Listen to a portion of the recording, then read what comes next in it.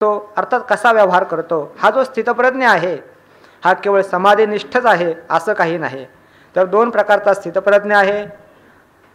तर तो एक अखंड समाधिमग्न असाही एक स्थितपुरुष आहे ऋषभदेवासारखा म्हणून वासनाक्षयाने आणि दुसरा जो आहे तर तो व्यवहारामध्ये रत आहे.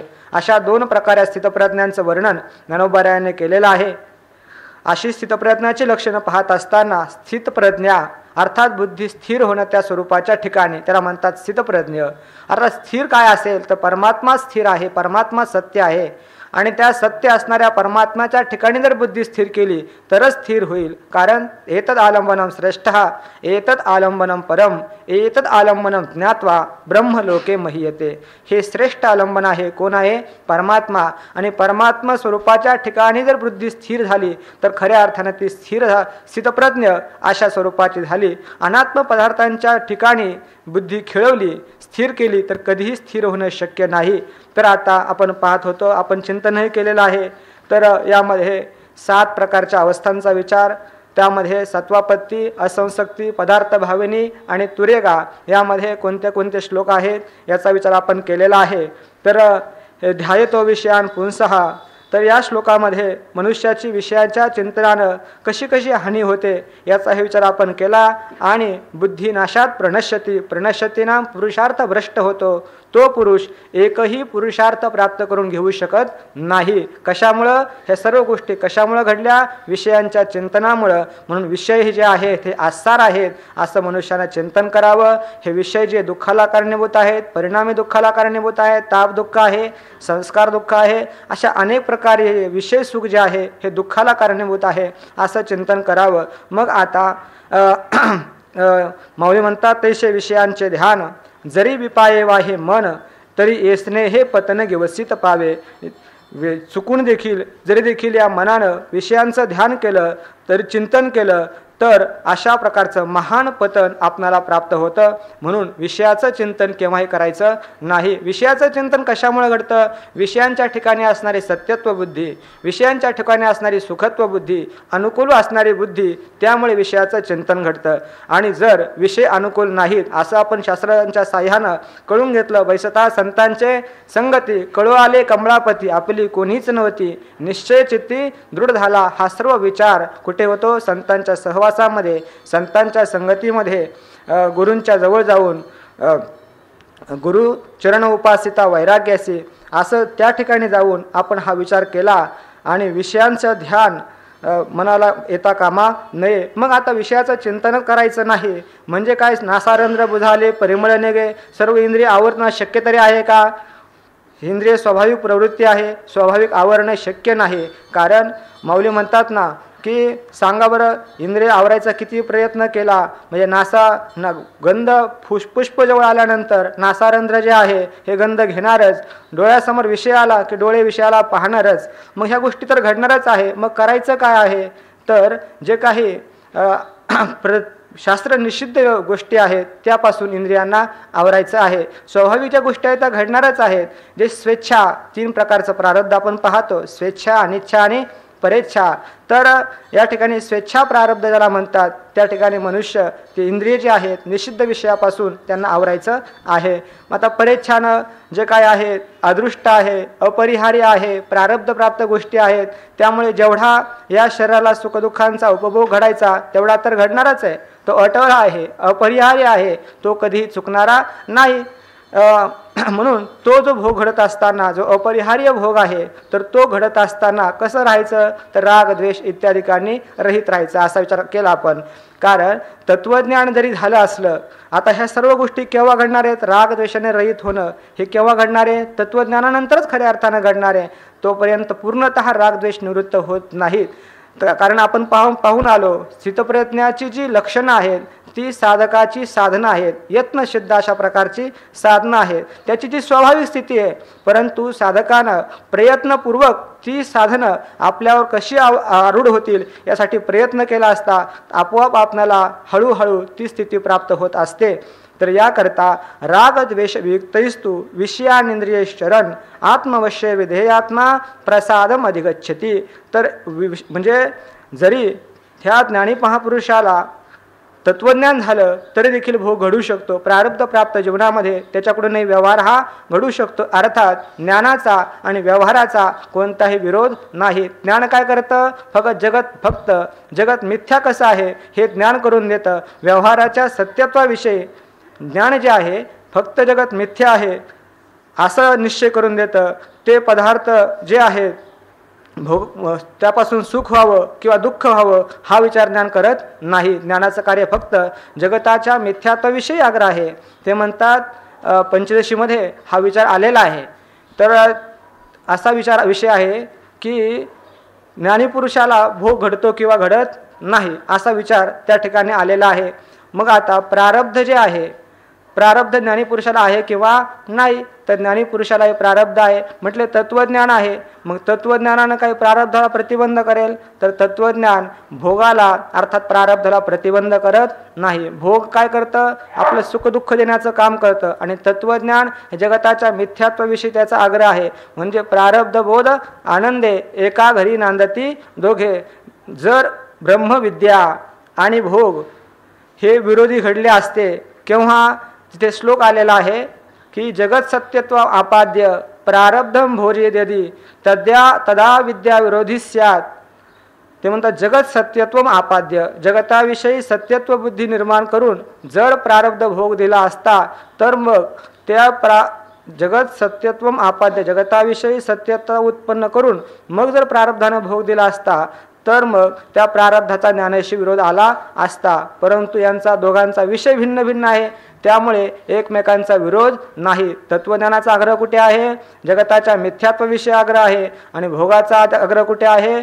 ते भोग काही सत्य असावा पदार्थ किंवा मिथ्या असावा हा आग्रह धरत नाही. पदार्थ सत्य असो किंवा मिथ्या असो याच्याविषयी भोगाचा आग्रह नाही, प्रारब्धाचा आग्रह नाही. प्रारब्ध फक्त त्याला सुख किंवा दुःख घडावं एवढाच त्याचा आग्रह आहे. म्हणजे सांगायचं काय? तर ज्ञानी महापुरुषाकडून देखील व्यवहार हा घडू शकतो. कारण ज्ञानाचा आणि प्रारब्धाचा विरोध नाही, ज्ञानाचा आणि भोगाचा विरोध नाही. त्यामुळे प्रारब्ध प्राप्त अनिच्छेनं म्हणा परिच्छेनं म्हणा त्याच्याकडूनही काही व्यवहार घडू शकतो. परंतु हा व्यवहार घडत असताना तो व्यवहार कसा आहे? राग द्वेषमूलक आहे का? राग द्वेषमूलक व्यवहार नाही. राग द्वेषमूलक अशा प्रकारचा जो व्यवहार आहे हा अज्ञानी पुरुषाचा असतो. म्हणून माऊली भगवान म्हणतात राग द्वेष वियुक्तस्तु. याचा व्यवहार राग आणि द्वेष यांनी रहित अशा असणाऱ्या इंद्रियही. आणि तो कसा आहे? आत्मवशयी. आत्मशब्दाचा अर्थ पाहिला आपण काय? मनाला ज्याने वशीभूत केलेला आहे असा आत्मवशयी. विधेयात्मा. विधेयात्मा म्हणजे ज्याचं चित्त स्वाधीन आहे, चित्त ज्याचं ताब्यात आहे.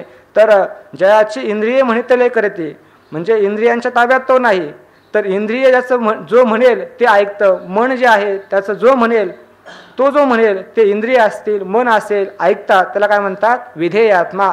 असा जो पुरुष आहे तर तो पुरुष इंद्रियही विषया चरण. इंद्रियांच्या द्वारा विषयांचा उपभोग घेतो. पण कोणत्या? जे टाळताच येणं शक्य नाही, अपरिहार्य आहे. आता जेवण करायचे, भूक लागली, मग जेव्हा तर लागणारच ना. जेवणच नाही केलं तर मग आपलं चिंतन घडेल का? चिंतन घडणार नाही. अशा अपरिहार्य ज्या गोष्टी आहेत तर ह्या गोष्टी त्याच्याकडून घडणारच. मग म्हणून म्हणतात परंतु तो कसा व्यवहार आहे? राग द्वेष वियुक्तस्तु. राग द्वेषाने रहित असं इंद्रियांच्या द्वारा आत्मवश्यही मनाला स्वाधीन ठेवून विषयाही चरण विषयांचरण विषयामध्ये चरण फिरत अर्थात विषयांचा उपभोग घेत असताना तर त्या विधेयात्मा त्याचं चित्त स्वाधीन आहे असा पुरुष प्रसादम अधिगच्छति. प्रसादाला प्राप्त होतो. प्रसादाला प्राप्त होतो म्हणजे या ठिकाणचा प्रसाद कोणता आहे? अंतकरणाची प्रसाद असतो प्रसन्नता. प्रसन्नता प्राप्त होणं हाच या ठिकाणचा प्रसाद आहे. आता प्रसन्नता म्हणजे काय आहे? तर अंतकरणाची शुद्धता, पावित्र्यता, रजोगुण आणि तमोगुण झडून जाणं याला काय म्हणतात? प्रसाद असं म्हणतात. राग जो हा दोष आहे तर राग जो गुण आहे त्याला गुण म्हणता येत नाही, दोषच म्हणावा लागेल. तर राग जो आहे तर हा रजोगुणाचा आहे आणि दोष जो आहे तर हा तमोगुणाचा आहे. तर राग द्वेषाने रहित आहे अर्थात जी बुद्धी रजोगुण आणि तमोगुणांनी रहित आहे अर्थात ज्ञाननिष्ठारूप योग्यता ज्याला म्हणतात असा जो प्रसाद आहे तर त्या प्रसादाला अधिगच्छति ती बुद्धी प्राप्त करत असते. आता ही जी लक्षणं आपण पाहिले ज्ञानीपुरुषाकडे लावले तर त्याची सहस्थिती आहे तो तत्वज्ञ आहे आणि आपल्याला जर असा प्रसाद प्राप्त करून घ्यायचा असेल तर आपणही काय केलं पाहिजे, राग द्वेष जेणेकरून आपल्या अंतःकरणामध्ये विरल कसे होतील याचा आपण अभ्यास केला पाहिजे. आपल्याला कष्ट साध्य आहेत, प्रयत्न साध्य, यत्न साध्य आहेत आणि त्याचे ते सहज आहेत, स्वाभाविक लक्षणं आहेत. आपण श्लोकाचा विचार काल पूर्ण केलेला आहे. आज आपल्याला ओव्या पाहायच्यात. म्हणून विषय हे आघवे सर्वथा मनवणी सांडावे, मग राग द्वेष स्वभावे नाशतील. माऊली म्हणतात म्हणून हे विषय जे आहे तर हे आघवे विषय मनवणी सर्वथा सांडावे, मग राग द्वेष स्वभावे नाशतील. मनवणी का म्हटलेलं आहे, कारण याच्या मागची ओवी आहे की विषयांचे ध्यान यदा कदाचित चुकून जरी या मनाने चिंतन केलं तर एवढा मोठा ऱ्हास आपल्याला त्याचा परिणाम आपल्याला भोगावा लागतो की आपलं पतन होतं, पुरुषार्थ भ्रष्ट होतो. कोणताही पुरुषार्थ तो मनुष्य प्राप्त करून घेऊ शकत नाही. विषयांच्या चिंतनानं विषयाचा ठसा चित्तामध्ये उमटत असतो, मनामध्ये उमटत असतो, बुद्धीमध्ये उमटत असतो, चित्तामध्ये उमटत असतो आणि त्यानं मनुष्य हा पुरुषार्थहीन होत असतो. म्हणून याकरता काय करावं, विषय हे आघवे विषय मनवणी सर्वथा सांडावे आणि मग राग द्वेष स्वभावे नाशतील. म्हणतात की हे आघवे विषय संपूर्ण विषय आहेत. विषय किती आहेत, आघवे विषय म्हणजे शब्द, स्पर्श, रूप, रस आणि गंध, हे जे काही पाचही विषय आहेत तर हे विषय मनवणी सर्वथा सांडावे. पहिल्यांदा कुठून काढायचे आहेत, मनातून काढायचे आहेत. कारण बाह्य विषयांचा जरी परित्याग केला आणि मनात जर विषय असतील तर भगवान त्याला काय म्हणतात, दंभाचार असं म्हणतात. कर्मेंद्रियाने संयम्य या असते मनसा स्मरण, इंद्रियार्थान मूढात्मा मिथ्याचारस्य उच्यते. त्याला दांभिक असं म्हटलेलं आहे. म्हणून पहिल्यांदा विषय कुठून काढायचे आहेत, मनातून पूर्णता काढून टाकायचे आहेत आणि मग मनातून विषय पूर्णता काढून टाकले त्याचा परिणाम काय होईल, मग राग द्वेष स्वभावे नाशतील. मग आपल्या अंतःकरणामध्ये असणारे राग आणि द्वेष हे जे काही दोष आहेत ते स्वाभाविकपणे अर्थात आपोआपच नष्ट होतील. चित्ता तो मनाचा पूर्ण निश्चय करायचा की मी ह्या विषय चित्तात स्मरणार नाही. कारण हे विकार जे आहेत हे विकार देखील कशामुळे उत्पन्न होतात, संकल्पानच उत्पन्न होतात. ते म्हणतात ना, हे काम जानामी ते मूल संकल्पात किल जायचे. हे कामा तुझं मूळ मी जाणतो. कारण मूळ आपल्याला कळलं पाहिजे. आड्डा एकदा कळाला है ना, तिथं प्रहार करता येतो. त्याचं मूळच कळालं नाही कुठे अतिरेकी आहेत तर त्याच्यावरती आपल्याला प्रहार करता येणार नाही.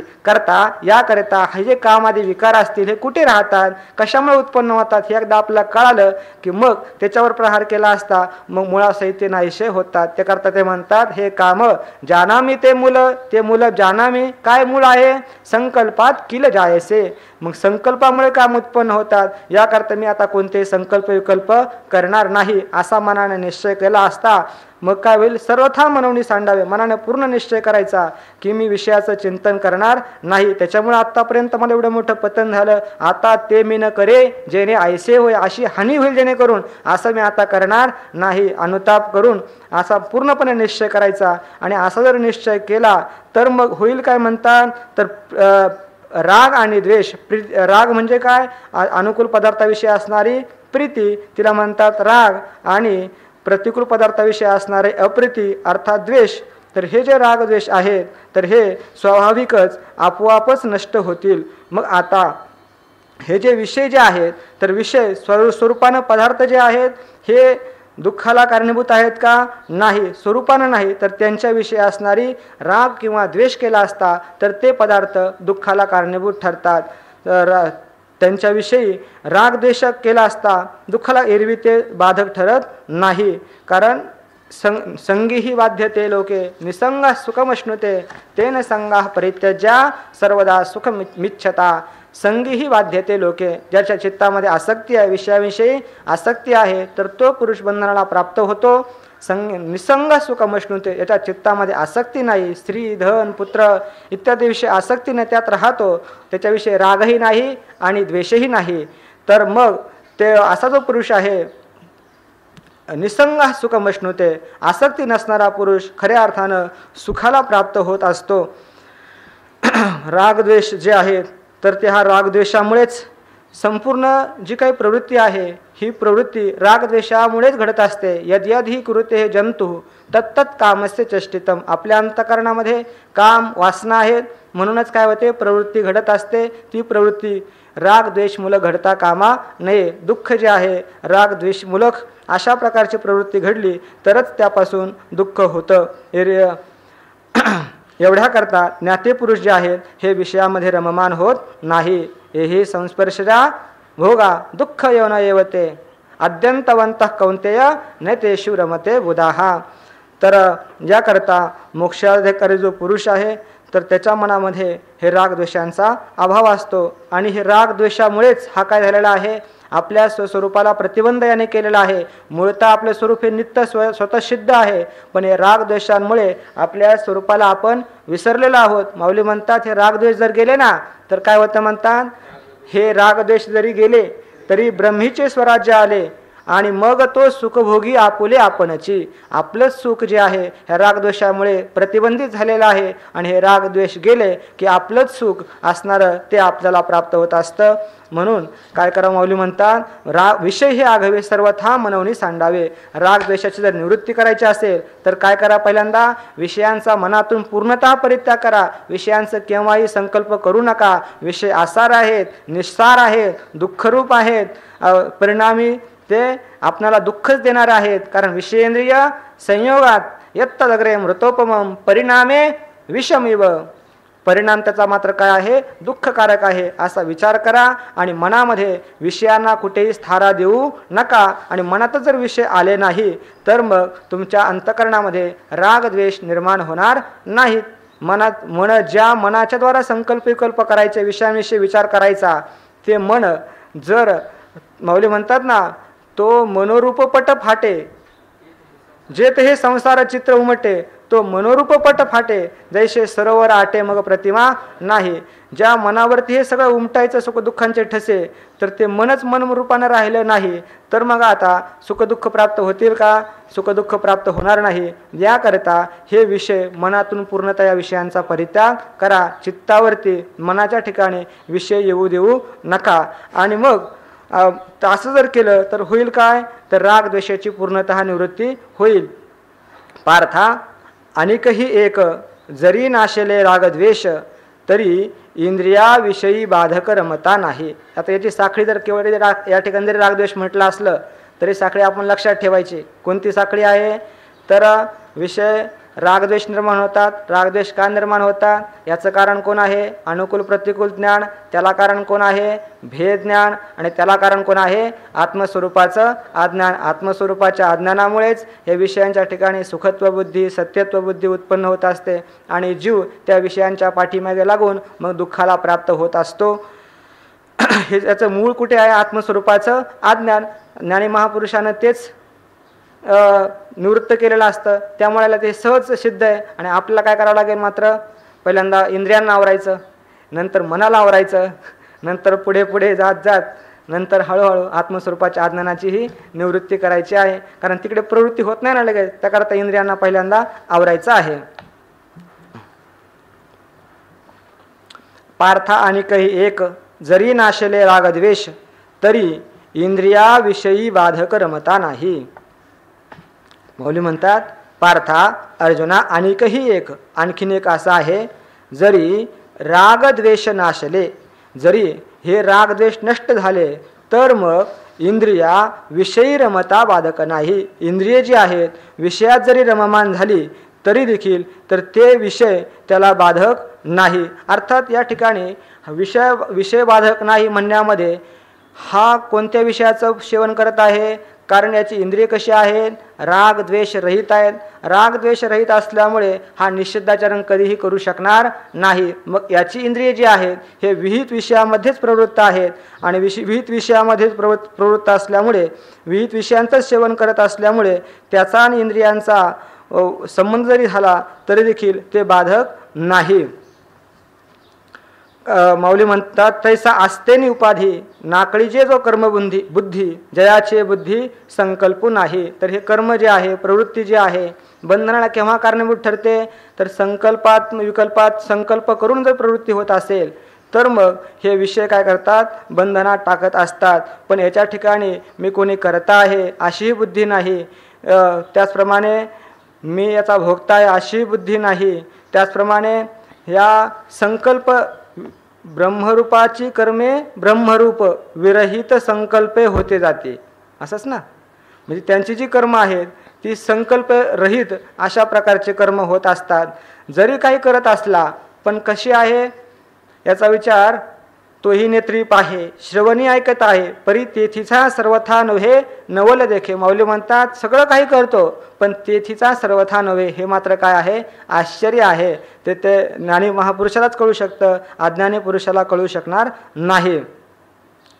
आता सर्व काही अनेकही एक जरी नाशले रागद्वेष, तरी जरी रागद्वेष गेले तर इंद्रिय विषयी रमता, विषयांच्या ठिकाणी जरी इंद्रिय रममान झाले अर्थात विविध विषयाच्या ठिकाणी रममान झाले तरी ते विषय त्याला बाधक नाही. बाधक नाही म्हणजे प्रतिबंध करत नाही. प्रतिबंध करत नाही म्हणजे काय, कसला प्रतिबंध करत नाही, त्याच्या ज्ञानामध्ये प्रतिबंध करत नाही. अर्थात त्याची जीवनमुक्ती जी आहे, ज्ञान झाल्यानंतर जीवनमुक्तीमध्ये हे जे भोग आहेत कुठलाही प्रतिबंध करत नाही. जोपर्यंत शरीर आहे तोपर्यंत त्याचा जीवननिर्वाह हा घडणारच आणि देह पडल्यानंतर तो विदेह कैवल्याला प्राप्त होणार. म्हणजे जरी त्याच्याकडून जीवन असताना, शरीरामध्ये प्राण असताना, प्रारब्ध अवशेष असताना जी काही कर्म घडतील ती कर्म त्याला जीवनमुक्तीमध्ये म्हणा किंवा देह पडल्यानंतर विदेह कैवल्याला कोणताही प्रतिबंध करत नाही. त्याची ती विदेह कैवल्यावस्था ही अबाधित अशा स्वरूपाची असते.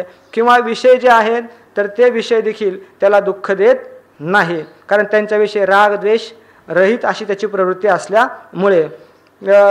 त्याची प्रवृत्तीचा दृष्टांत सांगत असताना जनक राजाचा दृष्टांत सांगितला जातो. राज्यभोग भोगत असताना तोही तितक्याच आनंदामध्ये, आणि त्या राज्याला आग लागल्यानंतर त्याचा पाय जळत असला तरी देखील त्याच आनंदामध्ये.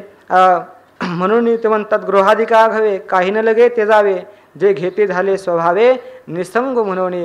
त्यामुळे त्याच्यामध्ये राहतात, परिग्रहामध्ये राहतात, पण परिग्रहात राहून देखील त्याच्यापासून ते अलिप्त अशा स्वरूपाचे असतात. असक्तीर्ण विश्वंगा पुत्रदार गृहादिषु अशा प्रकारे त्यांची स्थिती असते. याकरता दृष्टांत दिलेला आहे.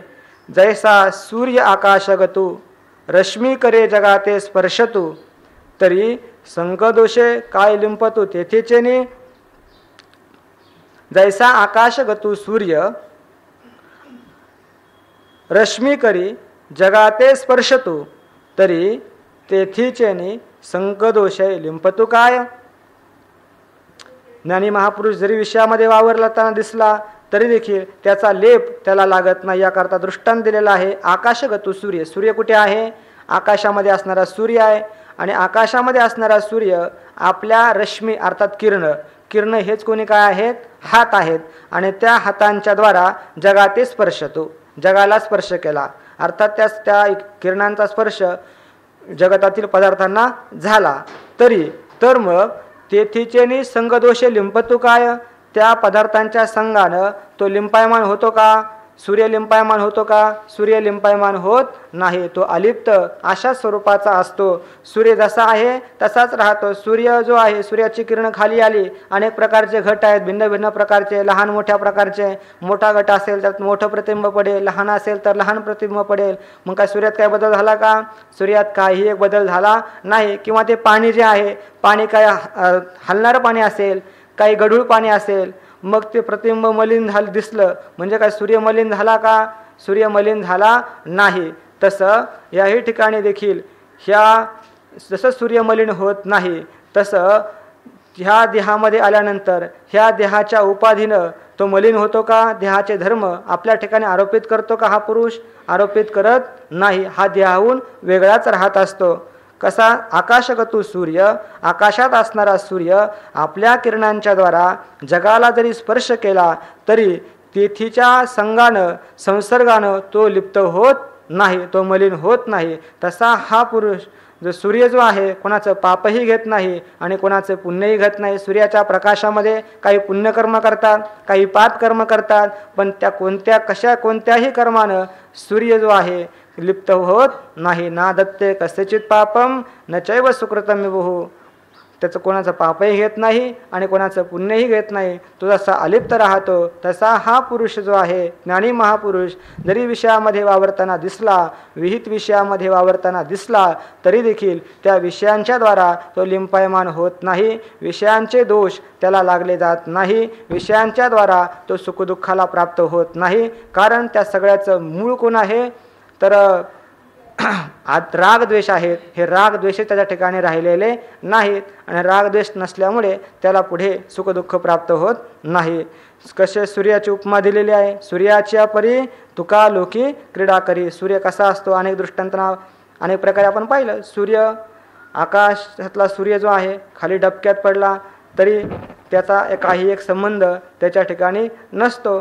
तो ओळखतो की मी वेगळा आहे, आकाशात आहे. तसं आपण या ठिकाणी देहामध्ये पडलेलो जरी असलो, देहामध्ये विशेष भावाला जरी आलेलो असलो तरी देखील म्हणे मी वेगळा आहे, या देहाहून वेगळा आहे असा त्याचा बोध असतो. संत नव्हती जगा मानसा त्यासारखे. जरी तो महामासारखे सामान्य दिसले पण तरी देखील ते आपल्याहून मात्र वेगळे आहे. कशामुळे वेगळे आहेत? बोधामुळं, बाकी काही नाही. बाकी सगळं सारखंच असतं.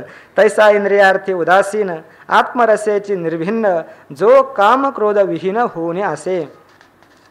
तर तैसा कशा प्रकारे पाठीमागे सूर्याचा दृष्टांत दिलेला आहे त्याप्रमाणे हा इंद्रियार्थी उदासीन. इंद्रियार्थी अर्थात इंद्रियांचे विषय त्याला म्हणतात इंद्रियार्थी. उदासीन विषयांविषयी कसा असतो? उदासीन असतो, अनासक्त अशा स्वरूपाचा असतो. त्याचप्रमाणे आत्मरस हे सगळ्या गोष्टी कशामुळे घडल्या याचा मुख्य काय आहे? हा आत्मरसानं ब्रह्मज्ञानानं तृप्त झालेला आहे म्हणून अशा प्रकारचा त्याचा व्यवहार घडतो. पण आपल्याला मात्र प्रयत्नपूर्वक असा व्यवहार करायचा आहे की आपल्या व्यवहारामध्ये राग द्वेष असता कामा नये. हे आपल्या सगळ्या गोष्टी प्रयत्नपूर्वक करायच्या आहेत. आणि हा पुरुष मात्र आत्मरसेची निर्भिन्न, आत्मरसानं निर्भिन्न म्हणजे तृप्त झालेला आहे, पूर्णपणे तुडुंब भरून गेलेला आहे, त्या स्वरूपाशी तादात्म्य पावलेला आहे. तैसा समरस झालो तुझं माझी हरपलो. आणि जो कसा आहे? जो काम क्रोध विहीन होणी असे. काम क्रोध इत्यादी विकारांनी तो रहित आहे.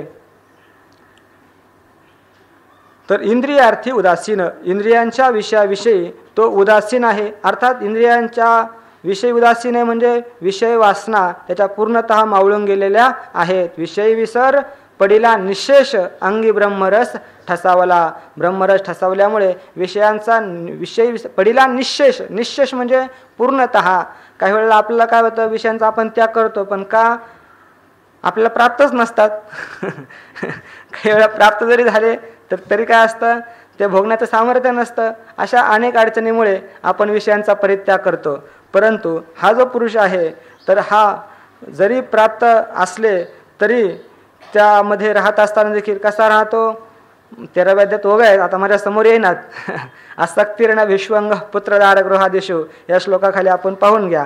तैसा इंद्रियार्थी उदासीन, इंद्रियांच्या विषयाविषयी कसा असतो? उदासीन असा असतो.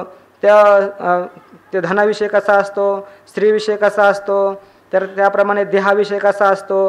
बिढारी वाटे आता वस्तू आपलं काही सामान ठेवावं त्याप्रमाणे धनाविषय असतो. अशा ओव्या त्या ठिकाणी आलेल्या आहेत. इंद्रियार्थी उदासीन, इंद्रियांच्या विषयांविषयी उदासीन असतो. त्याला आत्मरसेची निर्भिन्न. याचं कारण काय आहे? आत्मस्वरूपाच्या ठिकाणी तृप्त असतो. विषय कुणाला आवडतात याचा विचार सांगत असताना माऊली म्हणतात की ज्याला आत्मसुखाचा तुटवडा आहे त्यालाच हे विषय गोमटे आवडते. तैसे आपण पे नाही दिठे जयाशी स्वसुखाचे सदा खरांटे. तयाशीची विषय गोमटे आवडते. त्याला गोमटे वाटतात, आवडतात, सुंदर वाटतात. कोणाला? ज्याला आत्मसुखाची उणीव आहे, ज्याला आपल्याकडेच काही कमी नाही, तो कशाला दुसऱ्यांच्या दारात भीक मागायला जाईल? दुसऱ्यांच्या दारामध्ये भीक मागायला जाणार नाही. आत्मरसेची निर्भिन्न, आत्मरसानं तृप्त असतो, परिपूर्ण अशा स्वरूपाचा असतो. आणि जो काम क्रोध विहीन होणे असे. आणि जो काम क्रोध हे जे धर्म आहेत ह्या संपूर्ण विकारांनी रहित अशा प्रकारचा असतो. कारण आत्मज्ञानी पुरुष झाला असता, आत्मज्ञानयुक्त जो पुरुष आहे त्याच्या ठिकाणी काम क्रोध राहू शकत नाही. तुकोबराय म्हणतात ना, काम क्रोध लोभ निमाले ठाईची सर्व आनंदाची सृष्टी झाली. केव्हा होते? कामक्रोध लोभ निमाले ठाईची, म्हणजे पूर्णतः याचं कारण जे आहे अज्ञानासहित कार्याची कामक्रोधादी विकारांची निवृत्ती झाली आणि सर्व आनंदाची सृष्टी झाली की या सगळ्या गोष्टी काही घडत असतात. कामक्रोध बंदी खाणे तुका म्हणे दिले दोन्ही, इंद्रियांचे धनी आम्ही झालो गोसावी. तर या तरी विषयांतही काही आपण पे वाचून नाही, मग विषय कवन काही बाधितील कवना. मग आता ह्या विषयांचं स्वरूप कळून घेतलं की रागद्वेष रहित होऊन त्याचप्रमाणे इंद्रियार्थी उदासीन, इंद्रियांच्या विषयाविषयी उदासीन आहे, आत्मरसानं परिपूर्ण झालेले आहेत, कामक्रोधाधिकांनी रहित झालेले आहेत. आणि असा झाल्यानंतर तरी विषयांतही काही त्याचा बोध काय असतो, हे सगळ्या गोष्टी केव्हा कशामुळे घडतात, त्याचा बोध असा आहे. कसा बोध आहे, त्या बोधाचं काय स्वरूप आहे सांगतात. तरी विषयातही काही आपण पे वाचूनी नाही, मग विषय कवन काही बाधितील कवना. त्याचा तरी विषयातही म्हणजे विषयामध्येही आपण पे वाचूनी काही नाही, विषयात देखील त्याला आपल्याशिवाय म्हणजे आपल्या आत्मस्वरूपाशिवाय दुसरे काही नाही, दुसरं काही दिसत नाही. मग विषय कवन काही, मग आता ते विषय जे आहे त्याला विषय कसले काय, अर्थात विषय त्याला विषय रूपानं प्रत्ययाला येत नाही. आणि मग कवना बाधितील, ते कोणाला बरं प्रतिबंध करतील, अर्थात कोणाला प्रतिबंध करणार नाहीत, असा भविष्याचा सरळ अर्थ आहे. विषयातही काही आपण पे वाचून नाही, विषय असताना त्याला ते विषय जे आहेत तर ते विषय रूपानं प्रतीतीला येत नाही.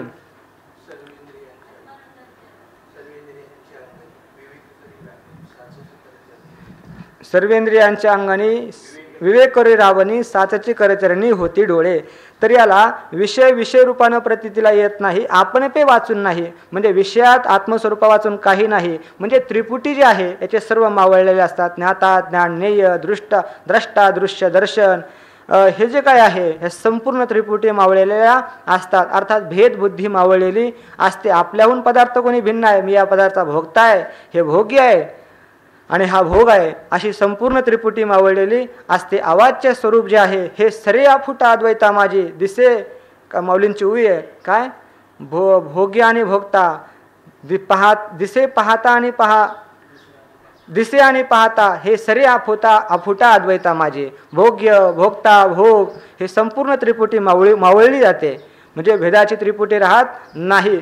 विषय अनुकूल आहेत असं केव्हा ठरतं, याला मूळ आपण पाहिलं पहिल्यांदा काय आहे, भेदबुद्धी आहे, हे आपल्याहून भिन्न आहे अशी प्रतीती असेल, मग ते अनुकूल प्रतिकूल असते की रागद्वेष, आणि मग त्यासाठी मनुष्य काय करतो, प्रयत्न करत असतो. मग आता हे जे काय विषयातही काही आपण पे वाचून नाही, विषयामध्ये आपल्याशिवाय काही नाही, म्हणजे सर्वम यदायम आत्मा, हे सगळं कोण काय झालेलं आहे, मीच झालेलं आहे.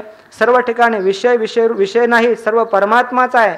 कोणता बोध आहे त्याचा, मग म्हणे सर्वत्र सच्चिदानंदू मीची एक स्वतः सिद्धू, जो आपणे नसे भेदू नेनोनी जाणे. सगळं ठिकाणी परमात्मा आहे, परिपूर्ण आहे, सच्चिदानंद स्वरूप आहे.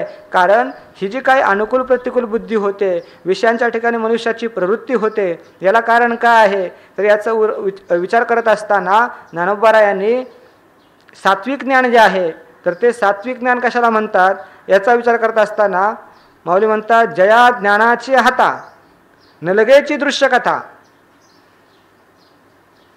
ज्या ज्ञानाला दृश्य कथा हाताला लागत नाही त्याला काय म्हणतात, सात्विक ज्ञान असं म्हणतात. म्हणजे दृश्य पाहत असताना वृत्ती जी आहे त्या दृश्याला विषय करत नाही, मग कुणाला विषय करते, चैतन्यालाच विषय करते. आपण सकाळी विचार सागराच्या पाठात पाहिलं, तीच प्रक्रिया या ठिकाणी लक्षात आणा. काय आहे, पदार्थाला पाहत असताना वृत्ती जी आहे ती पदार्थाला पाहत नाही तर चैतन्यालाच विषय करते. कारण आपण पाहिलं आवरण कुठे आहे, तर ते आवरण चैतन्याच्या ठिकाणी आहे, आणि ज्या अर्थी पदार्थाची ज्ञान होतात त्या अर्थी ते अज्ञान कुठलं दूर झालेलं आहे, चैतन्याच्या ठिकाणचं अज्ञान दूर झालेलं आहे. म्हणून वृत्ती जी आहे ज्यावेळेस पदार्थांना विषय करेल त्यावेळेस ती पदार्थांना विषय करत नाही ज्ञानी महापुरुषाची, तर ती अधिष्ठान ब्रह्मचैतन्यालाच विषय करते. मग पदार्थ का दिसतात, अहो तुम्ही चैतन्यालाच पाहता, आणि चैतन्याला पाहत असून देखील ब्रह्माने काय म्हणता, पदार्थ आहेत, वास्तविक पदार्थ नाही, पदार्थ नाहीच. मग म्हणे सर्वत्र सच्चिदानंदू मीची एक स्वतःसिद्ध, मी स्वतःसिद्ध परमात्मा आहे. विषय असो, भोगता भोग्य भोग हे सर्व काही मीच झालेलं आहे. माऊली म्हणतात, आरशात पाहत असताना जर आपण आरशाला पाहायला गेलं तर आरसा पाहत नाही, मग त्या ठिकाणी आपल्यालाच पाहतो. तसं विषयात पाहत असताना भोग घेत असताना ते भोग नाही तर सगळं काय कोण आहे, मीच आहे असा प्रकारचा त्याचा बोध जो आहे होत असतो. तर आरसा पाहू जाता कोडे पाहतेचे रिगे पुढे. आपण जो पाहणार आहे तोच आपल्याला प्रत्ययाला येत असतो. तसं हा नेय लोटून पडे, त्याला नेय दिसत नाही, पदार्थ दिसत नाही. मग कोण आहे, ज्ञाता दृंग मात्र असं स्वरूप असणारं चैतन्य. त्या चैतन्याचीच सर्व ठिकाणी ओतपोत रूपानं त्याला प्रतीती येत असते. विषयातूनही काही आपण पे वाचून नाही, आपल्याशिवाय दुसरं काहीही एक नाही. आता दुसरं असतं तर मग त्या ठिकाणी हातानं घेण्याची क्रिया केली असेल, पायाने चालण्याची क्रिया होईल, गंधानं नाकानं गंध घेण्याची क्रिया होईल, पण दुसरं नाहीच. सर्व आत्माय बाबूत केन कम जिघ्रेत. कोण कोणाला पाहिल, कोणतं इंद्रिय कोणत्या विषयाचं ग्रहण करेल. कारण सर्व त्याला काय झालेलं आहे, सर्व आत्मरूप झालेला आहे. कारण व्यवहार जो आहे हा द्वैतामध्ये होतो, त्रिपुटीमध्ये व्यवहार घडतो. आता त्रिपुटी काय झालेली आहे, सगळी मावळलेली आहे, त्रिपुटी राहिलीच नाही. त्यामुळे आता कोणताही व्यवहार घडणार नाही. मत्तः परतरम नान्य किंचित अस्ति धनंजय. माझ्याशिवाय दुसरा कोणताही पदार्थ नाही असा त्याचा बोध असतो. म्हणून तरी विषयातही काही आपण पे वाचूनी नाही, आपल्याशिवाय विषयामध्ये काही नाही. अर्थात विषय नाही, मीच आहे. पूर्ण अहंते वेठलो सैंग मीच दाटलो, आम्हीच दाटलो. पूर्ण अहंत, पूर्ण अहंता म्हणजे पूर्ण स्वरूपाला प्राप्त होणं, याला पूर्ण अहंता असं म्हणतात. म्हणजे मीच मी, ज्ञानामध्ये काय आहे, सर्व मीच आहे, दुसरा कोणताही पदार्थ नाही. भक्तीच्या प्रांतात पाहायला गेलं तर तूच तू आहे, परमात्माच परमात्मा. आणि ज्ञानामध्ये मीच मी आहे. जे आपण म्हणतो ना शांतीपाठामध्ये, पूर्णमदः पूर्णमिदं पूर्णात पूर्णमुदच्यते पूर्णस्य पूर्णमादाय पूर्णमेवावशिष्यते. ओम पूर्णमदः. अदः म्हणजे परमात्मा पूर्ण आहे, निरुपाधिक असणारा परमात्मा तोही पूर्ण आहे. पूर्णमदः पूर्णमिदं, मिदं हे संपूर्ण जगत, ते देखील कसं आहे, पूर्णच आहे. कारण जगत पूर्ण कसं आहे, वो जगत तर अध्यस्त आहे, जगत पूर्ण कसं असू शकेल, नाही, जगतही पूर्ण आहे. कारण का, अध्यस्त पदार्थ जो आहे हा कसा असतो, अधिष्ठान ज्ञानानंतर अधिष्ठान रूप होतो. नवीन नवीन त्याही काळात तो अधिष्ठानावरून स्वतंत्र सत्ता त्याला नसतेच. ब्रह्माच्या सत्ते नसते काय झालेलं आहे, सत्ता रूपतेला प्राप्त झाल्यासारखं वाटतं. म्हणून जगतही कसं आहे, इदम पूर्णम पूर्णम आदाह, निरुपाधिक परमात्मा तोही पूर्ण आहे.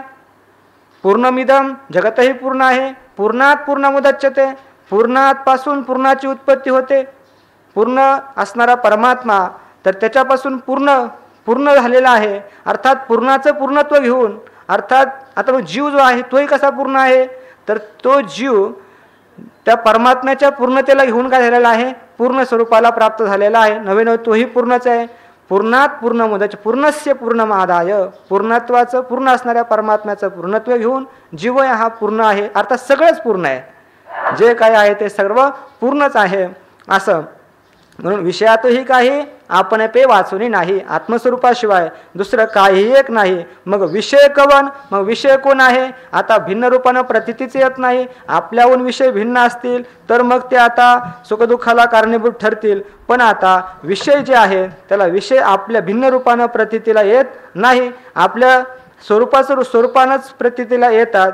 त्यामुळे ते विषय कवना बाधतील, ते कोणाला बाधतील, कवन आणि काही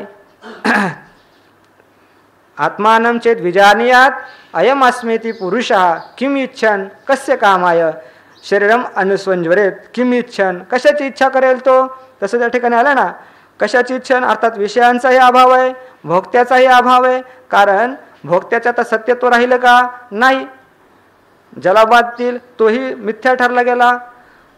त्या ठिकाणी विचार केला गेला, जिऱ्हेती भरतुम, तो पूर्वी जसा व्यवहार करत होता, विविच्च नाशम निश्चित्य को विवाहम अभिवांछती. चिदाभास जो आहे हा मिथ्या आहे, हा कळल्यानंतर तो व्यवहारामध्ये प्रवृत्त होईल का, असं त्या ठिकाणी विषय आलेला आहे. विषयातही काही विषय कवन, विषय कोण आहे, विषयाचं स्वरूपच सिद्ध नाही, अर्थात ते मिथ्या आहेत. आत्मस्वरूपाहून भिन्न त्यांना स्वतंत्र अशी सत्ताच नाही. परमात्म्याची सत्ता आहे, त्यांना स्वतंत्र काही एक सत्ता नाही. मग विषय कवन अर्थात विषयांना स्वरूप आहे का, विषयांना स्वरूप नाही. विषय आहेत कशामुळे वाटतात? आदिष्ट आपल्या सत्तेला घेऊन ते आहे असं वाटतात, पण वास्तविक त्यांना तात्विक अशी सत्ता नाही. आणि कवनाबादेतील जर विषय असते तर त्यांनी काहीतरी प्रतिबंध केला असता. मिथ्या पदार्थ दोरीवर सर्प भासला आणि सर्प भासल्यानंतर त्या दोरीनं त्या सर्पानं दोरीला विषारी केलं, असं घडलंय का? किंवा त्या दोरीवरती जलधारा वाचली आणि त्या जलधारेनं त्या दोरीला ओलं केलं, असं घडलंय का? असं केव्हाही घडत नाही. अध्यस्त पदार्थ अधिष्ठानाची काही एक लाभहानी करत नाही. चिदाकाशस्य नो हानी नवा लाभ इति स्थिती ही. चिदाकाश कोणताही व्यवहार कशाही प्रकारचा घडला तरी चिदाकाशावर त्याचा काही एक परिणाम होत नाही, काही हानी होत नाही आणि काही एक लाभही होत नाही. म्हणून म्हणतात विषय कवन, विषयांना काय स्वरूप आहे का? विषयांना काही एक स्वरूप सिद्ध होत नाही. आणि कवनाबादतील कोणाला बरं प्रतिबंध करतील? अर्थात त्या महापुरुषाला प्रतिबंध करू शकत नाही. आपल्याहून भिन्न असतील तर प्रतिबंध केला असता, पण आता सत्ता एकच ठरली. आपल्याहून भिन्न सत्तेतलं कोणीही काही एक उरलं नाही. मग माऊलींचे का अभंग आहे ना की सकळही तीर्थे निवृत्तीचे पायी तेथे बुडी देई माझ्या मना. एकारनव झाला तरंग बुडाला तैसा देह झाला एक रूप. एकारनव झाला, आता संपूर्ण त्रिपुटी मावळून गेले. एकारनव झाला, एक समुद्र अखांग पाणीच पाणी झालेलं आहे. मग आता त्या ठिकाणी कोणता व्यवहार घडेल? काही नाही, पाणीच एकच लाट दुसऱ्या लाटाशी खेळते आहे ना. मग विषय कवन, विषयांना स्वरूपच सिद्ध राहिलं नाही. आणि कवना बाधतील अर्थात कुणाला बाधतील, कुणाला प्रतिबंध करतील? जसं स्वप्न जे आहे तर स्वप्नामध्ये सगळ्या गोष्टी कोण घडलेल्या आहे? मीच झालेलं आहे. स्वप्नीची विचित्र सेना मीच झालो होतो ना निद्रावसे. हे सगळ्या काही गोष्टी घडतात स्वप्नामध्ये, परंतु त्याचा जागृतीत आल्यानंतर मनुष्य काही एक विचार करतो का? काही एक विचार करत नाही. तसे जे घडतंय तर हे सगळं स्वप्नाप्रमाणे आहे. हे त्याला हे दुःख का देत नाही याचं मुख्य कारण काय पाहिलं आपण? कारण हे सर्व त्याला आत्मरूप वाटतं. आत्मरूपामध्ये भीती नाही आहे ना. माऊलींनी सांगितलं ना, कुठे सांगितलं? अभयाचं वर्णन करत असताना. अभय केव्हा प्राप्त होतं? माऊली म्हणतात बोला, आपल्याहून भिन्न काहीच नाही तेव्हा अभय प्राप्त होतं. विषयापासून भीती का वाटत नाही? आत्मभावाचे नि पैसे दुजे मानुनी आत्मा ऐसे भय वार्ता देशे दवडणे. जे आत्मभावाचे नि पैसे, ज्याच्या जीवनामध्ये आत्मभावाचा विस्तार झालेला आहे, सर्व काय मीच रूपाने सर्व ठिकाणी प्रत्ययाला येतो. दुजे मानुनी आत्मा ऐसे, दुसरे जे द्वैत म्हणून जेवढे काही विषय पदार्थ असतील हे सर्व काय आहे? आत्मरूप आहे.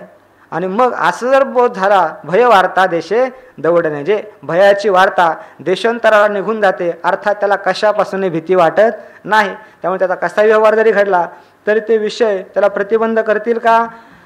द्वैत कुठे भीती कुठे आहे? दुजे जवळजवळ घडे तव तव संसार भय जोडे. जिथं द्वैत आहे तिथे भीती आहे, पण आता विषय त्याला भिन्न रूपानं प्रतीतीला येतच नाही. ते सगळं मीच झालेलं आहे. त्यामुळे विषय कवनाबाधतील अर्थात त्याला विषय प्रतिबंध करू शकणार नाही, दुःख देत नाही म्हणा, किंवा त्याच्या जीवनमुक्तीला प्रतिबंध करत नाही आणि देह पडल्यानंतर विदेह मुक्तीलाही प्रतिबंध करत नाही. कसं अर्थ म्हणताय? जरी उदके उदकी बुडीजे का अग्नी आगी पोळीजे तरी विषय संगे आपलं विजय परिपूर्ण तो. जरी उदके उदकी बुडीजे असं घडलं तर त्याला विषय संग प्रतिबंध करील, पण असं कधीही घडणं शक्य नाही. कोणत्या गोष्टी आहेत त्या? माऊली सांगतात जरी उदके उदकी बुडीजे. उदक जे आहे, पाणी जे आहे, तर ते पाणी उदकी म्हणजे पाण्यामध्ये बुडेल, पाणी पाण्यात बुडेल. किंवा अग्नी आगी पोळीजे, अग्नीनं काय केलं म्हटले? अग्नी हा अग्नीने भाजला, अग्नीने अग्नीला भाजलं. आता अग्नीला काय भाजणं? हा एकत्वात कुठे व्यवहार घडतो का? आहे ना. हे केवळ काय? वाचारंभन विकारो नामध्यम, केवळ शब्द मात्र आहे. हा व्यवहार घडतो का? व्यवहार नाही. असं जर घडलं म्हणता माऊली म्हणतात तरी तो परिपूर्ण आहे. त्याला आपल्याहून भिन्न काही प्रतीतीला येत नाही. तो मीच मी आहे सर्व ठिकाणी असा त्याचा बोध आहे, तर तो विषय संगे आपला विजय. तर मग असा पुरुष पूर्ण अवस्थेला प्राप्त झालेला जो पुरुष आहे तर तो विषयांच्या संगतीने लिंपला जाईल. अर्थात असं कधी घडणं शक्य नाही. तर मग हाही पुरुष विषयाच्या संगतीनं लिंपला जाणार नाही. कारण विषयांची बाधा जी आहे ही कुठे घडते? परिच्छिन्नतेमध्ये घडते, अपूर्णतेमध्ये घडते. परंतु हा पूर्ण स्वरूपाला प्राप्त झालेला आहे, त्यामुळे विषय त्याला प्रतिबंध करू शकत नाही. विषय प्रतिबंध केव्हा करतात? विषयांच्या ठिकाणी सत्यत्व बुद्धी असेल, विषयांच्या ठिकाणी सुखत्व बुद्धी असेल, राग द्वेष मूलक होऊन जर प्रवृत्ती होत असेल, विषय संकल्पपूर्वक संकल्पपूर्वक जर विषयामध्ये प्रवृत्ती होत असेल, तर या कारणामुळे विषय हे दुःखाला कारणीभूत ठरतात. परंतु आता हे अन्यथा ज्ञान जे आहे त्याच्या ठिकाणी आहे का? हे विपरीत ज्ञान त्याचं मावळून गेलेलं आहे. म्हणून म्हणतात तो परिपूर्ण जो आहे तर तो असा परिपूर्ण पुरुष विषयांच्या संगतीनं केव्हाही लिप्त होत नाही. विषय त्याला प्रतिबंध करत नाही. ऐसा आपणची केवळ हो होनी असे निखळ तयाची प्रज्ञा अचल निभ्रांत माने. ऐसा जो कसा झालेला, ऐसा केवळ जो केवळ म्हणजे निरपेक्ष. केवळला काय म्हणतात? केवलम निज अजम केवलम. पहिल्या श्लोकामध्ये शब्द आहे ना अमृतानुभवाचा, केवलम शब्द आलेला आहे. आपण म्हणतो दुसरा, पण दुसऱ्या केव्हा म्हटलं जातं? किंवा पहिला म्हटलं, पण केव्हा? दुसऱ्याच्या सापेक्ष पहिला. परंतु हा काय दुसऱ्याच्या सापेक्ष नाही, द्वैताचा निराश केला आणि मग एक राहिलं असं नाही. ऐसे करणीयाविन स्वयंभची जे निवृत्तीपण केल्या वाचून जे स्वतःसिद्ध निवृत्तीपण आहे, असं जे केवळ आहे, निरपेक्ष केवळ एक आहे. ऐसा केवळ पान्वय, ऐसा केवळ निखळ आपणची होवोनी असे तयाची प्रज्ञा अचल निभ्रांत मानी. माऊली म्हणतात असा जो केवळ स्वरूपाला प्राप्त झालेला आहे, निरपेक्ष स्वरूपाला प्राप्त झालेला आहे, स्वतःसिद्ध स्वरूपाला प्राप्त झालेला आहे. आणि कसा आहे पुढे म्हणतात? निखळ. आणि ते स्वरूप कसं आहे? शुद्ध आहे. अशा अविद्या कार्याने रहित, अस्पर्शित, अचुंबित असं जे स्वरूप आहे, तर ते स्वरूप आपणची होऊन असे आपण स्वतः ते स्वरूप झालेला आहे. निरपेक्ष असं जे स्वरूप आहे, शुद्ध जे स्वरूप आहे, तर ते आपणची होऊन असे आपण स्वतः ते स्वरूप होऊन झालेलं आहे. तयाची प्रज्ञा अचळ निभ्रांत मानी. आणि त्याची जी प्रज्ञा आहे अर्थात त्याची जी बुद्धी आहे, तर ती बुद्धी अचळ म्हणजे स्थिर झालेली आहे असं निसंशय समज. ऐसा आपणची केवळ, आपण केवळ निरपेक्ष असं जे काही स्वतःसिद्ध जे स्वरूप आहे, केवळ स्वरूप आहे, म्हणजे त्या द्वैताचा निराश केला आणि मग ते स्वरूप राहिलं असं नाही. तर मग हे केवळ स्वरूप आहे, त्याचं स्वतःसिद्ध अशा स्वरूपाचं आहे. ऐसे करणीयाविन स्वयंभची जे निवृत्तीपण केल्यानं निर्माण झालेलं आहे असं नाही. जे स्वतःसिद्ध आहे, विषय जरी होत नसलं तरी स्वतःसिद्ध रूपानं असणं त्याला म्हणतात केवळ. माऊली म्हणतात जरी विषय नाही झालं तरी ते आहेच आहे. मग हे पाहायचं कसं असतं? हे पाहताना तिचं पाहणे ऐसे असे विरा जैसा न मोडली या विहिरा आपल्या उगमी धरा भरुणी ठाके. विहीर खोदलीच नाही, विहीर खोदली नाही, तिथं पाणी नाही का?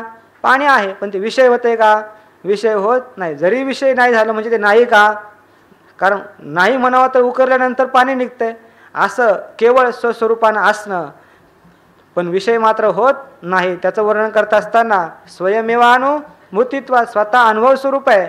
विद्यते ना अनुभव्यता, तिथं ज्ञानाची विषयता येत नाही. मग ज्ञानाची विषयताच येत नाही तर नाही म्हणा. मग त्याचे प्रतीती काय येत नाही? त्याचं कारण सांगितलं. काय सांगितलं त्याचं कारण?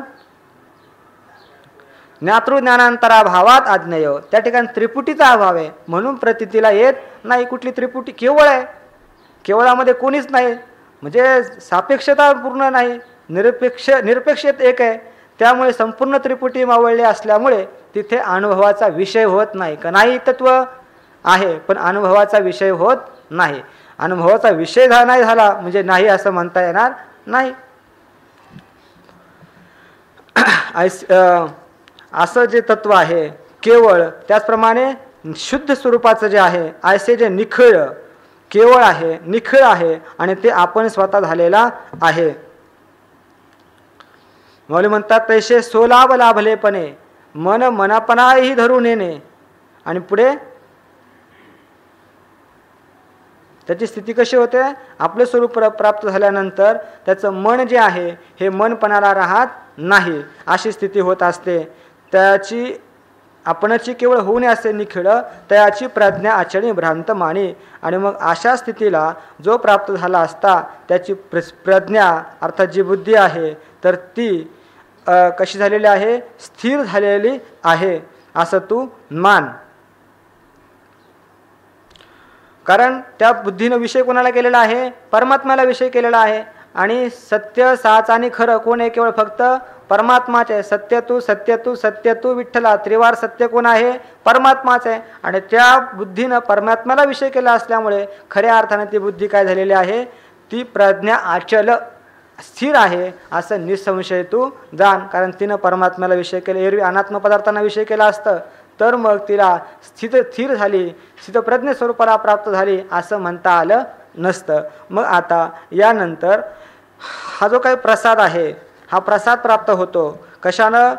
इंद्रिय जी आहेत राग द्वेषाने रहित होऊन जरी जे काही अपरिहार्य गोष्टी आहेत त्या विषयामध्ये गेले असता, परंतु त्याचं चित्त विधेयात्मा आहे.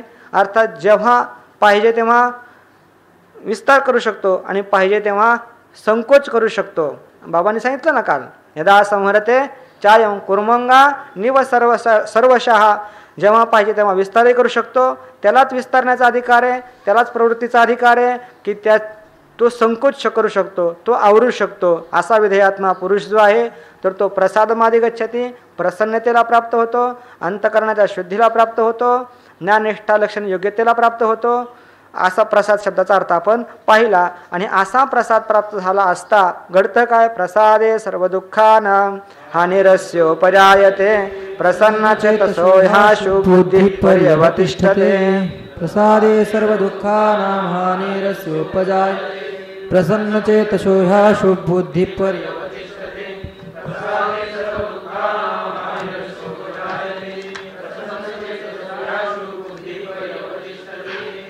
प्रसादे सर्व दुःखानां हानिः अस्य उपजायते प्रसन्नचेतसः हि आशु बुद्धिः पर्यवतिष्ठते.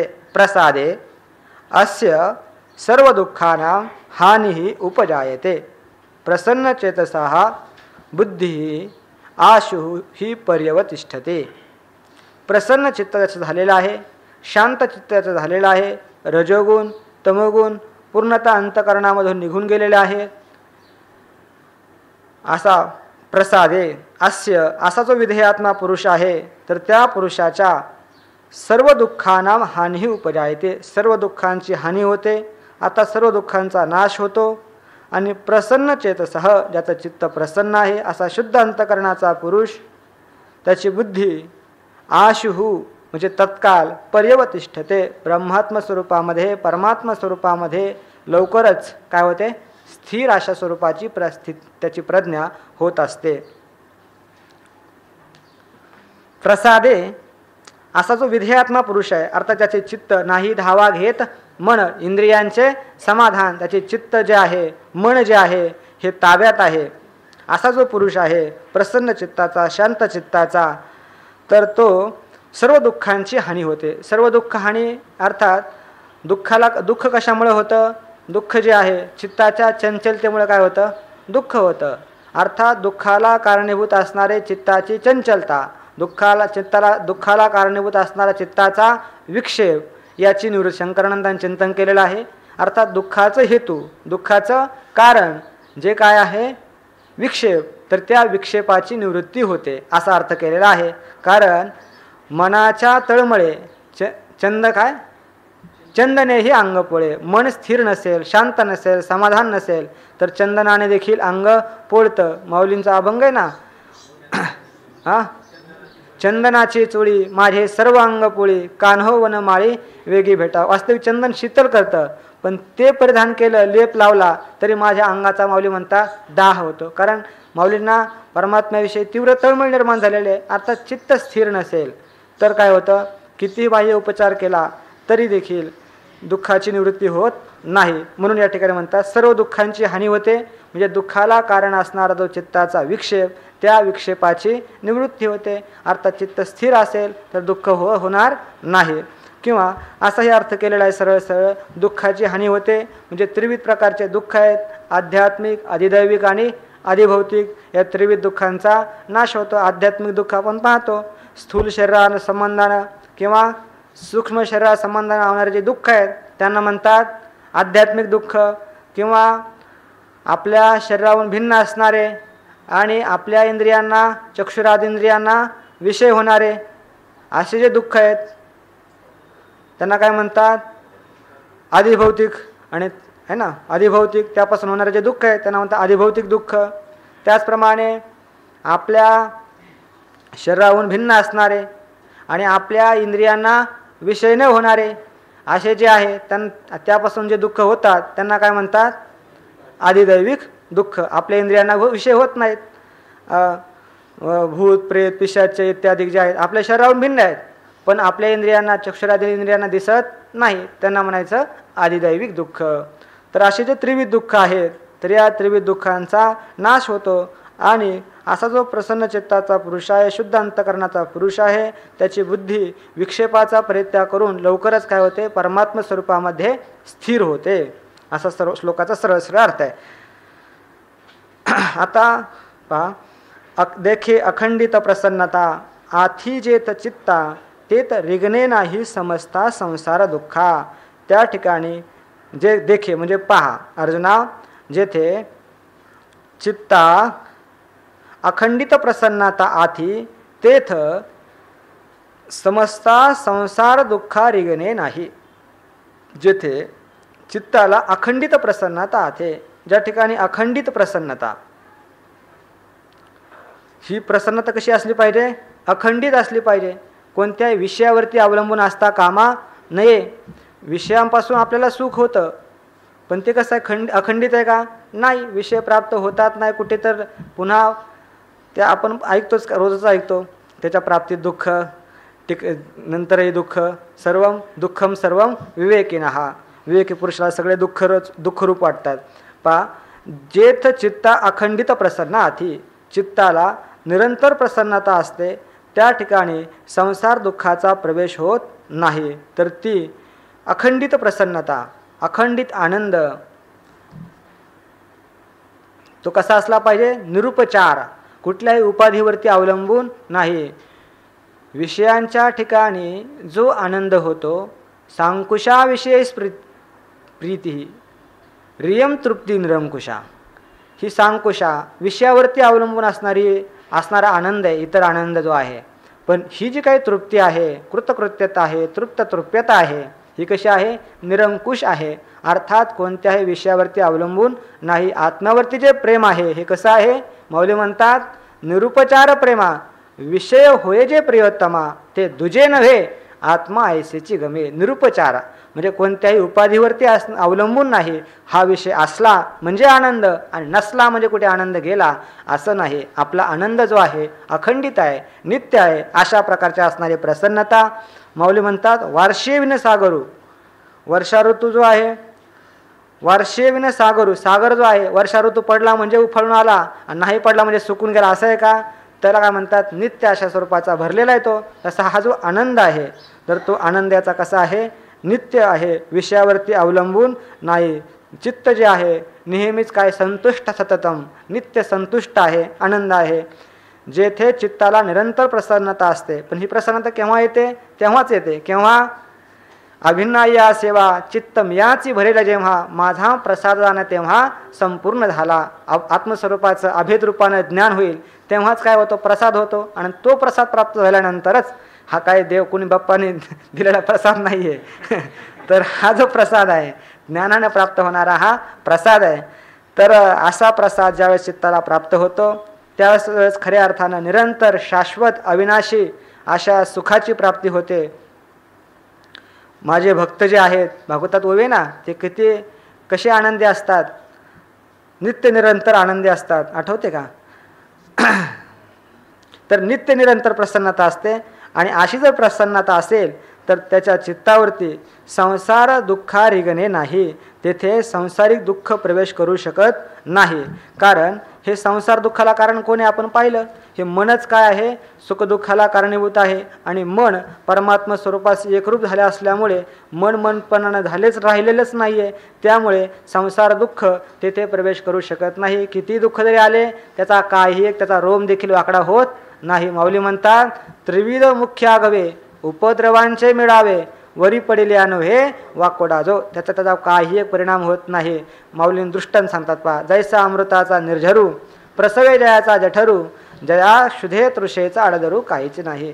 म्हणतात आता एखाद्याला तहान लागली असेल तो तहानेने कासावीस होईल, परंतु झालं काय म्हणतात, अमृताचा झरा, जैसा अमृताचा निर्झरू म्हणजे झरा, जयाचा जठरू प्रसवे, त्याच्या पोटातच उत्पन्न झाला. पहा कल्पना कशी माऊलींची. अमृताचा झरा, झरा म्हटला म्हणजे अखंड चालूच राहणार, स्राव त्याची चालू राहतं, त्यालाच काय म्हणतात, झरा असं म्हणतात.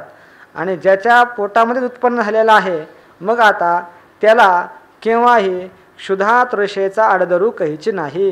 क्षुधा तृषेचा त्रास त्याला काही जाणवल का, नित्य अमृत त्याच्या पोटात स्रवत आहे, त्याला भुकेचं किंवा तहानेचं दुःख केव्हा तर त्याची जाणीव होईल का, केव्हाही जाणीव होणार नाही. जसं त्याला भुकेचं तहानेच्या दुःखाची जाणीव केव्हाही होणार नाही, त्याप्रमाणे माऊली म्हणतात ह्या महापुरुषाला तैसे हृदय प्रसन्न होये तरी दुःख कैचे के आहे, तेत अपैसी बुद्धी राहे परमात्म रूपी, तैसे हृदय प्रसन्न होये. याचं हृदय मनोरा, हृदय म्हणजे मन आहे ना, अंतकरण ज्याला म्हणतात, तर ते अंतकरण प्रसन्न होये. अंतकरण प्रसन्न असेल, स्थिर असेल, शांत असेल, रजोगुण तमोगुणाने रहित असेल, तर मग त्या पुरुषाला हे खऱ्या अर्थानं प्रसन्न केव्हा होतं, ज्ञान झाल्यानंतरच प्रसन्न होतं. राग द्वेष रहित हे सर्व तेव्हाच होतात, केव्हा, ज्या क्षणी आपल्याला तत्वज्ञान होईल त्यावेळेस तैसे हृदय प्रसन्न होये. असं होऊन ज्यावेळेस अंतकरण प्रसन्न झालं तर मग ते तर दुःख कैचे काय आहे, त्या ठिकाणी दुःख जे आहे कैचे, तर दुःख कसले आणि कुठले होणार, दुःख केव्हाही होणार नाही, दुःख त्या ठिकाणी प्रवेशच करू शकणार नाही. आणि त्या ठिकाणी मग म्हणतात त्या महापुरुषाच्या ठिकाणी त्यावेळी तेथ म्हणजे त्यावेळेला त्याची जी बुद्धी आहे अपैसी परमात्मरूपी राहे, तर परमात्मा स्वरूपाच्या ठिकाणी स्थिर होत असते. बुद्धी जी आहे ती कुठेही विषयाकडे धावा घेत नाही, बुद्धी शांत स्थिर अशा रूपानं राहत असते. त्याला परमगती असं म्हटलेलं आहे. बुद्धीच न विचेष्टेत यदा पंचावतिष्ठन्ति ज्ञानानी मनसा सह, पाचही इंद्रिय ज्ञानेंद्रियासहित आत्मस्वरूपाच्या ठिकाणी स्थिर होतात, त्यालाच परमगती असं म्हणतात. कठोपनिषदामधला श्लोक आहे. कसा स्थिर राहत्याची बुद्धी, तर म्हणतात माऊलीने दृष्टांत दिला. जैसा निर्वातीचा दीपू सर्वथा नेने कंपू, तैसा स्थिर बुद्धी स्वस्वरूपू योगयुक्तो. ज्याप्रमाणे निर्वातीचा दीप, निर्वात वात म्हणजे वारा, ज्या ठिकाणी वारा नाही अशा ठिकाणचा जो दिवा आहे तर तो कसा असतो, विचलित होतो का, नाही, तो स्थिर अशा स्वरूपाचा अखंड तेवत राहतो. सर्वथा कंपू नेणे, सर्वथा कंपयमान होत नाही, अर्थात हालचाल करत नाही. त्याप्रमाणे ह्या पुरुषाची बुद्धी ज्ञान झाल्यानंतर, प्रसन्नता प्राप्त करून घेतल्यानंतर कशी आहे, तैसा तो योगयुक्त स्थिर बुद्धी स्वस्वरूपू, आणि तो योगयुक्त आहे. योगयुक्त आहे म्हणजे आत्मानुसंधान ज्याला म्हणतात, अखंड ब्रह्मचिंतन आत्मानुसंधान मननात्मक, तैसा योगयुक्त, हे आत्मानुसंधानानं युक्त स्थिर बुद्धी.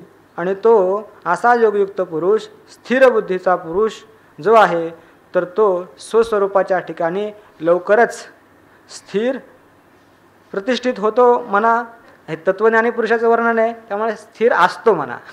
आपल्याला करायचं असेल, आपल्याला प्रयत्न साध्य आहेत ह्या गोष्टी सगळ्या, आपल्याला रागद्वेष हटवायचे आहेत, त्याप्रमाणे इंद्रिय जे आहेत इंद्रियांना आवरायचे मनापासून आहे ना. कारण हे जे मन आहे, आपल्याला क्षयरोग लागलेला आहे, किंवा माऊली म्हणतात ना की सर्वेंद्रियांचे धेंडे पिटून विधीचे निदंडे, किंवा मनोनिग्रह सांगत असताना माऊली काय म्हणतात, प्रत्याहार तीर्थी न्हाणिली कीर. काय उभी आहे, त्यांना प्रत्याहार रूपी तीर्थामध्ये न्हावून काढलं.